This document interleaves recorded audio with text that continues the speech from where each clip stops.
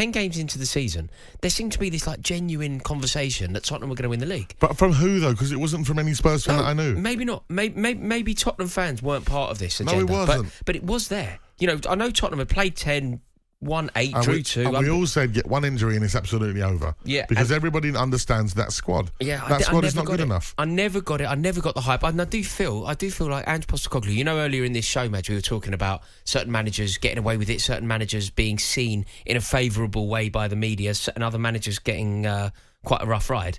Ange Postecoglou is definitely front and centre. He's the jewel in the crown of managers who were given favourable treatment. OK, well, let's ask James, who's a Spurs fan on 03717 223344 what he thinks. Good evening, James.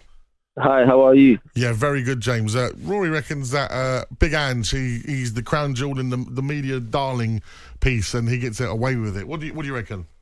I think he gets away with a lot of stuff. Let me tell you something now, yeah? You all laughed at me when I said that Ange has to go. And where are we today?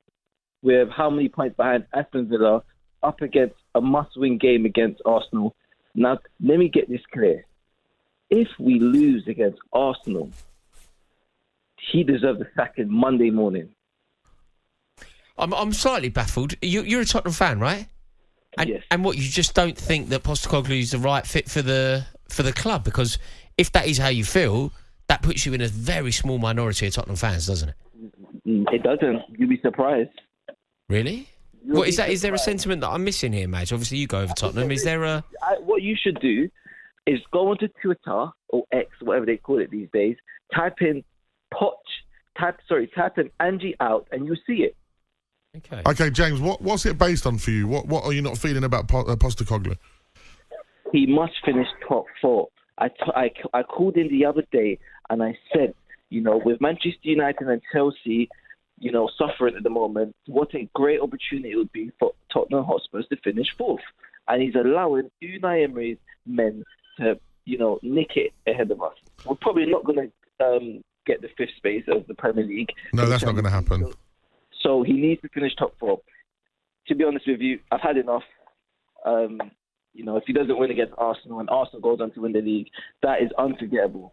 You know, I understand the narrative of, you know, we must focus on ourselves, but it's just that Manchester United last year allowing City to win the treble by being rolled over in the FA Cup. Is that what we're going to do? I'm very surprised. I'm very surprised that you say this. I'm not really au fait with Tottenham fans not being very pro Ange Postecoglou. Like, every Tottenham fan that I know in real life seems to be very supportive of the Postecoglou project. Blindly so, in fact. Well, we're all crumbling soon, and you say that James was the first person to say this. James, have you got someone else in mind? Where would you like to go if Ange Postecoglou was to be replaced? Simone Inzaghi, De Zerbi. Did you say De Zerbi? I'll take De Zerbi. What, the guy that's currently 11th in the Premier League with Brighton? Yeah, but you need to understand this. Well, no. So De Zerbi inherited Graham Potter's Brighton, did well last season, had a bit of time in Europe, and is now 11th. Why would I take him over Ange Postecoglou, who has won everywhere he's been before?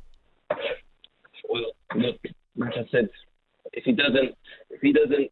he rolls over against Arsenal, I want him gone Monday morning. James, I'll tell you what, Sunday, I'm going to be on air with Alan Pardew, 03717 223344. Give us a call back on Sunday, James, and let's see if we'll see if he's going to be sacked or backed. Thank you, James. Spurs fan there, James. Let's go over to Alan. He's an Arsenal fan. Good evening, Alan.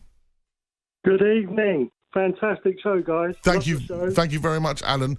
Really good show. Can I just say, I love the North London derby. It's the highlight of the season. I don't care if you're Arsenal or Tottenham. It is pride. It is playing passionately without thinking about the future. Forget the league. Forget the league right now. Because I don't think, you know, Tottenham is our biggest tackle, our biggest challenge right now.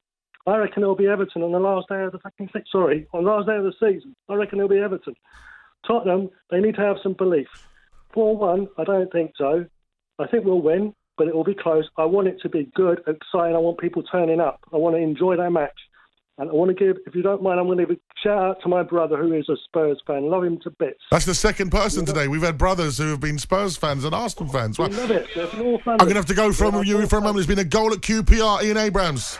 21 minutes gone. Queen's Park Rangers 2, Leeds United 0. Lucas Anderson has got the goal here, and this is a brilliant strike as well. I thought QPR actually should have got a penalty in the build-up to the goal for handball, but nothing was given. And when it broke to Lucas Anderson, around about 10-15 yards inside the penalty area on the right-hand side, he shifted it onto his left foot, and he's buried it beyond Meslier to his right-hand side. The first goal took a slight deflection off of Joe Rodon. This one, nobody was stopping, and Leeds are in a whole heap of trouble here. Leicester have 1 foot in the Premier League. Let me tell you that right here, right now. It's live on talkSPORT 2, and it's Queen's Park Rangers 2, Leeds United 0. Wow, thank you, Ian Abrams. Could not see that one coming tonight. QPR currently 2 goals ahead against Leeds. Oh, wow. Leicester is going to be absolutely rocking tonight. Let's go back over to Alan. He's the Arsenal fan with the Spurs brother. How does that happen, Alan? How does that happen? We're all Arsenal in my house. Our old man worked for Camden Council, doesn't like football, doesn't follow football. He speaks to his mate, can you take him to the matches on Saturday? We all thought my brother was going to the Highbury. No, he wasn't. He was going up the road, wasn't he? Nobody knew. I didn't take him to football. Secret Spurs. Football. What are you expecting, Alan, in terms of the game? Do you feel like Arsenal were going to run riot? I feel like if Ange Postecoglou isn't slightly pragmatic and doesn't amend his tactics, tweak them slightly, just to accommodate the brilliance of the Arsenal front line, I think Arsenal, it could be a cricket score. I think you're in real trouble. Do you see it like that? Are you confident going into this one, or are you slightly fearful that Tottenham are going to get one over on you? I'm confident, but I don't think it will be without goals against us. I think Tottenham have got a superb manager. Don't keep switching them up. The fans can't keep turning on their managers. You need more than 1 season, right? 2 seasons, 3 seasons to really build a squad. I agree. That's what he needs. That's what he needs. He needs the fans to be behind him, not to oust him. Give him time.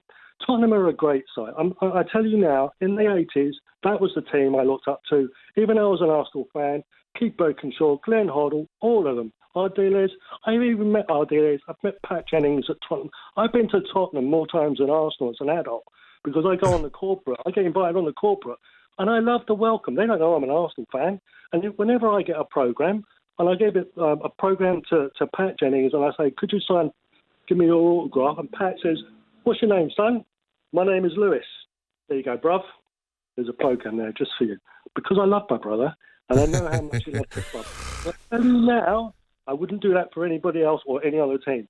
Alan, my brother would never do it for Chelsea, would never do it for any other team in London. I do love that. That's brotherly love there. But looking at the controversies we've had in the Premier League over the last couple of weeks with referees, especially the Everton Forest game last weekend, Michael Oliver is the referee on Sunday, and he does have a bit of a history of making games a bit about himself. Do you think how it's ref? Because I think the 2-2 draw at the Emirates early in the season was ref very well, and that's why there was such a good game there. He let a lot go, and then he eventually there's your yellows. I think sometimes the referees can really make a big difference in these North London derbies. I agree, and I think they know how important they are to the fans, to the players, to the managers. It's not do or die here, it's a football game. I think we've got to put it into No, it is. It surely is. This is the very definition of a do or die game in a football match, in a football context, isn't it? It's the highlight of the season. It's the highlight for me. And I will always applaud the winner. Whoever wins, I'm not going to have sour grapes over it, because I know I want to see good football. On AM, on DAB, via the talkSPORT app and on your smart speaker. talkSPORT.